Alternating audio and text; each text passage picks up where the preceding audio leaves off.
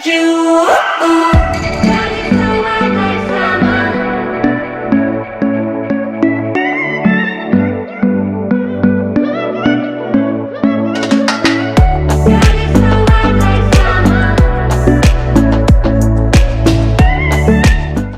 Welcome to On the Cusp with Daphne, a place where inspiration meets evolution.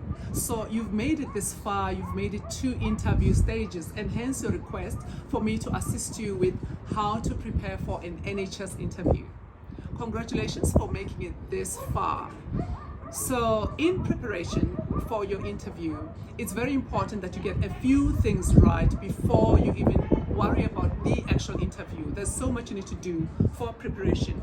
A few tips I can share with you, first of all, are things such as doing your research as far as the healthcare industry in the UK is concerned, especially because many of you have told me it is for the NHS that you're looking for these tips. So do a bit of research around the NHS, see what the changes have been, and over and above the NHS, research the particular trust that is looking to hire you or that has shortlisted you for an interview.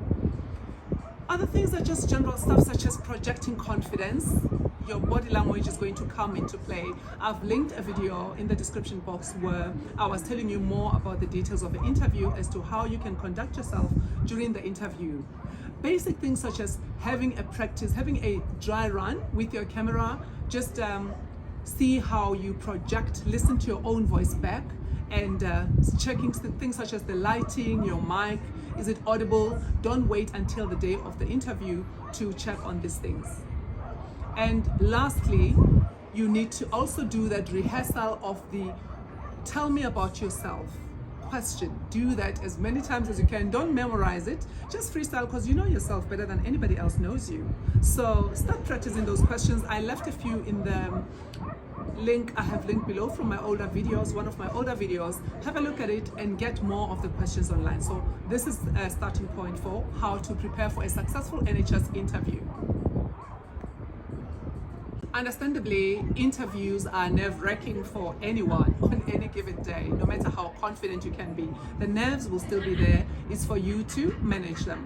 One of the things I'll advise you to do is to listen attentively to all the questions. Take some time before you answer any question. It shows that you are listening actively. If you've not understood a question, do ask the interviewer to repeat the question, because it shows that you're listening attentively and you don't want to guess what's being said that you've not understood. And lastly, have questions of your own that are going to be lined up for when the time comes for you to ask questions. And these questions should be more development geared or growth geared. There shouldn't be so much about pay rise or your pay, how much it's going to be.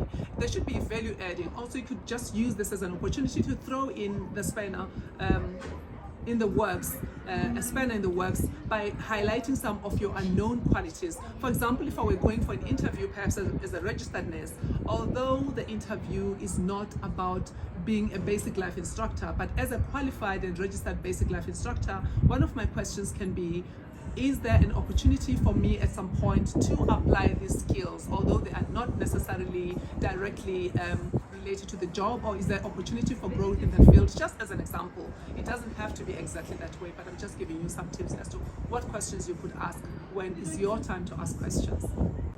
Whatever role you're applying for, keep in mind all the competencies that the employers are looking for. Make sure all your questions are geared towards the job description and they're geared towards the competencies. Make sure your responses are relevant to the job specification. So that is one of the things people tend to deviate from. And if it's an NHS clinical role, rest assured there will be scenario questions. So remember the STAR format that I have told you in the video I've linked below to use when responding to questions, to use the STAR format when responding to questions. That will help you a great deal to stay focused on the question. I will not go into the details of the STAR format when responding to questions, but rather I will link that video in the description box. Just to keep up from where we left off, NHS interviews are typically panel interviews. Most likely you will have an HR personnel, perhaps one person from HR and maybe two clinical people on the panel. It's actually nice because it kind of takes off the energy from one person to the other and makes your interview less tense. It's likely that your energy will try to kind of merge with one of the people. So it makes it quite interesting than having to look at one person for the duration of the interview, which is usually about 30 to 45 minutes typically. It's also very important that you also familiarize yourself with the core principles of the NHS. Just read up a bit and understand how the NHS came about. By the NHS, by now you probably know we're referring to the National Health System. Just read about it and familiarize yourself as to how did it come about and when did it come into effect and what were the principles of it. You might just be asked these random questions, you never know. Even if you're not asked them, find a way to incorporate them in your responses.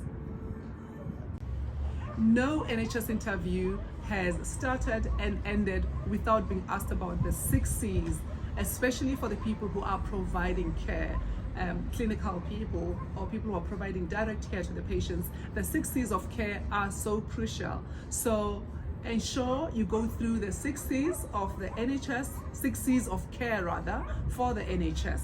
Amongst them are compassion, communication, commitment, but familiarize yourself with each and understand what each one entails and how it can be applied when providing care. This video is not about that, so I will not delve deeper into what the 6 C's are, but it's important that you know all 6. And again, make sure you do not memorize these. They need to come off as natural as things that you understand as having done your research about the trust and about the NHS as a whole. This is the video annexure that I've included for you introducing the 6 C's. It covers extensively what the 6 C's are all about. These are the 6 C's: care, compassion, competence, commitment, communication, and courage. The 6 C's elaborated further in each of the boxes as to how they can be applied within the clinical setting. Compassion in practice, supporting policy, bit of background around that. And as you proceed, it tells you about the action areas of the 6 C's from action 1 to action 6, all encompassed by the 6 C's. Values essential to compassionate care elaborated on the slide. And as you proceed with this slide, you'll find Live Communications Hub as well as ways to 6 actions of celebrating the 6 C's. Meet the care workers as well as staying in touch if this is something you would be interested to stay connected to the 6 C's link. In closing, I can only but wish you the very best. It's exciting to know that you've made it up to this point, and even if you have not, don't lose faith. This could just be a video that's going to help you to prepare for your opportunity. It might not even be with the NHS, it could be anywhere else for that matter. But good luck with the job hunt. Keep me posted. Let me know what has worked for you and how it all goes. And if this one, if you're not successful on this one occasion, don't lose hope. Keep on trying. I do go on interviews sometimes just for experience sake, for the fun of it, not even wanting the job. So it's actually good in confidence building. Even if you are not successful in this one, apply for other jobs, even if you're not interested in them, just to build your confidence. And don't forget to bring it on when you go for this interview. Good luck and wish you all the best. Don't forget to share this video, to like and to comment. Do it like you